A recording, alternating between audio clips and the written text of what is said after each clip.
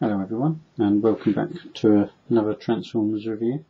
This is quite an unusual and quite unique G1 Transformer, in that he is an Autobot doublespy, and it is in fact, in a kind of a way, a triple changer, but not in the normal way, two alt modes, but rather two robot modes.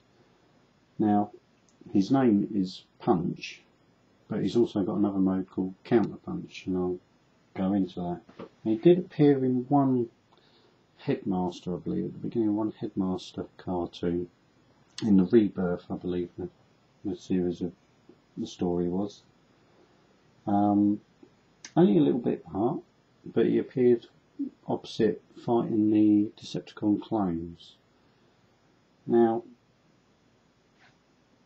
it's quite unusual in the fact that they made basically a spy for the Autobots, because obviously up until then, you know, Bumblebee used to do a bit of spying.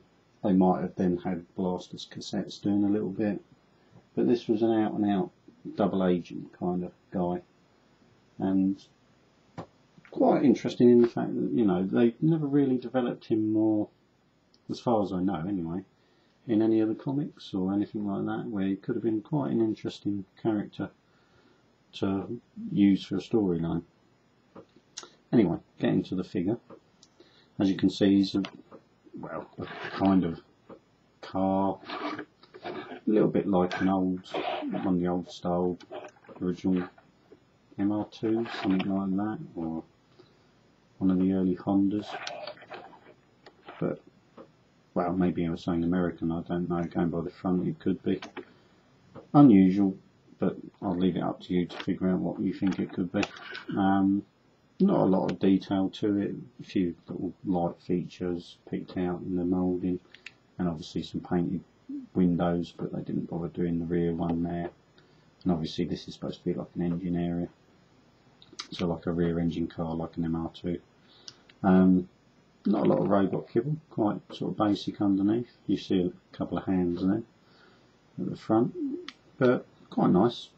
And obviously he came with two guns because for his two different modes. Now I'll transform him into his Autobot mode, which you pull back on the rear section, and that extends fully to the back, and then you flip it over like so, and that locks down and forms his lower legs. Now you can actually pull these apart a bit, which actually makes them appear more actually as separate legs. Not greatly, that's it, that's better, they line up better. Not great sort of like legs in the sense there's no real articulation. Once they're locked there, they're locked there, but at least it gives them a bit more definition that they are supposed to be separate legs. With his arms, you separate the front of the car like so, and bring those round to the side and down for punch mode effectively, and the Autobot version. And there's a little tab at the top of his black part of his arm here, and you just flick it up and it just helps pop out the red fist at the bottom. I'll do the same that side, I'll show you what I mean there. It just sort of pops it out at the bottom so you can fold it round. And that really basically is his arms, which obviously you've got a little bit of movement then up and down, so you can aim forwards, and obviously even at the shoulder there it moves, so that's effectively like the elbow. And for his head, you lift up the driver's compartment effectively and flip up his head like so, and that gives you the punch mode.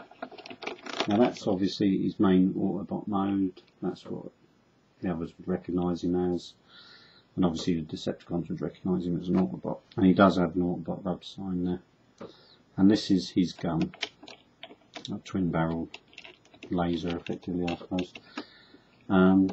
But again, quite a nice little figure. He's got quite a, bring that in closer, he's got quite a nice G1 style face mould there, a little bit prime like. And some quite nice little details, nice little sticker details. Just moving back. Now, obviously he's a double spy, so for his disguise, you fold his arms back in. You, let's get this right, you turn him around.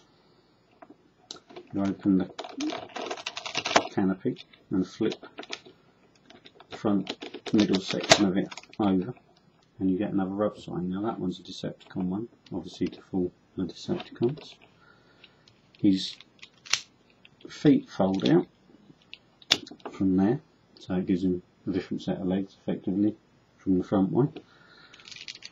And you turn his arms so that you've got the wheels out to the sort of to the front that way, and then you flick down this blue section and you've got another pair of arms.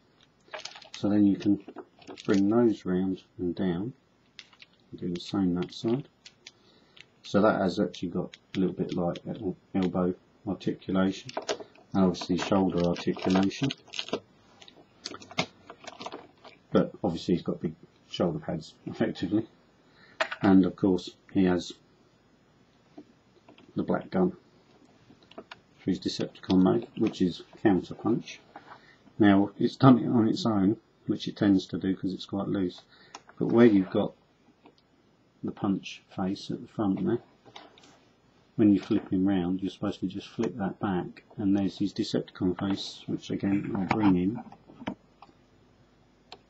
It's a little bit more basic, so it's more like a visor, but quite a nice little, again, nice little feature, the fact that they've given him effectively two different faces on the same head, yet it covers the other, so it doesn't look apparent that he's actually covering up something at the back there. Not best disguise in the world, but certainly works for a toy, and it works for the cartoon line, and for a quick change as well.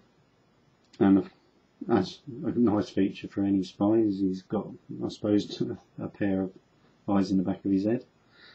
But yeah, it's a really nice figure. It's well made. There's very little sort of like problems with it. Even the pivot for the head change on top is a metal pin. The wheels are good, although they're solid plastic rather than a rubber tyre, sorry. But they don't obviously suffer from the rubber problem, the rubber perishing. Comes with some nice sticker details. I believe a couple of the ones on this are actually a little bit wrong, but I can live with it. It doesn't stand out as being wrong. And some nice little moulding details on it. But in either mode, I think you'll agree, quite a nice figure. Not too much kibble, I know obviously with the shoulder pads, but it kind of goes with the G1 style.